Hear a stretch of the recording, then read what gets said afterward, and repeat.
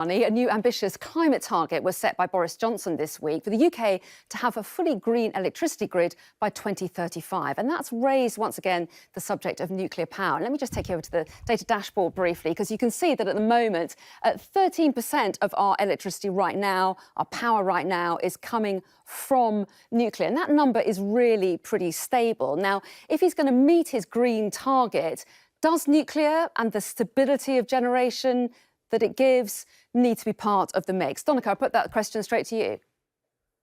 Well, the fact is that we have to be cutting our emissions by 2030. And even if we do decide to build Sizewell C, that won't be built until 2040 at the earliest. And every single new nuclear power station in Europe over the last 20 years has been 10 to 15 years late. So what we should be doing is not going down an expensive white elephant, but investing in renewables and storage and insulation. The total nuclear fleet produces only 5% of Britain's energy needs. It's a distraction from the real concentration of energy efficiency, insulation, renewables and storage. Well, OK. And Vicky, what do you think? I mean, Greenpeace USA have said nuclear energy has no place in a safe, clean, sustainable future. However, its supporters would say it doesn't produce CO2 or greenhouse gases. It's got a small land footprint and it provides that security of supply when the wind's not blowing and the sun's not shining. So what's your take on it?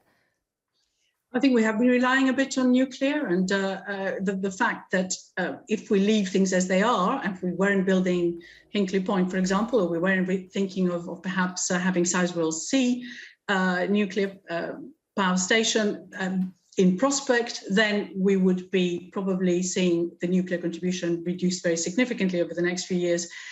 Nuclear has had a useful role to play in the sense that it provided a bit of that base load that you need, because renewables, I'm afraid, can be very intermittent in terms of how they produce that energy that you require, because it may not, the wind may not blow, the sun may not shine, so you lose quite a lot of that. Okay. But I think there is an alternative if you're looking ahead, and that is we may need to be thinking more about having that base load provided by other means rather than nuclear for the future, because nuclear is very costly Okay, and briefly, what would that be? It would be gas. We need to probably have more gas-fired power stations, yes. But presumably that would produce emissions, wouldn't it? So, Donner-ker, what do you make of that? We can't just rely on renewables, can we? No, that's insane. To actually go down and propose new fossil fuel power plants is just nonsense. What we have to be doing is actually looking at renewables and storage and tidal. And those three together, if we invest in them, are cheaper than nuclear, faster than nuclear, and reliable. Last month, 5 of the 7 nuclear power stations went down. They're not as reliable as people claim them to be. Renewables are far cheaper, storage is far cheaper, green hydrogen is far cheaper.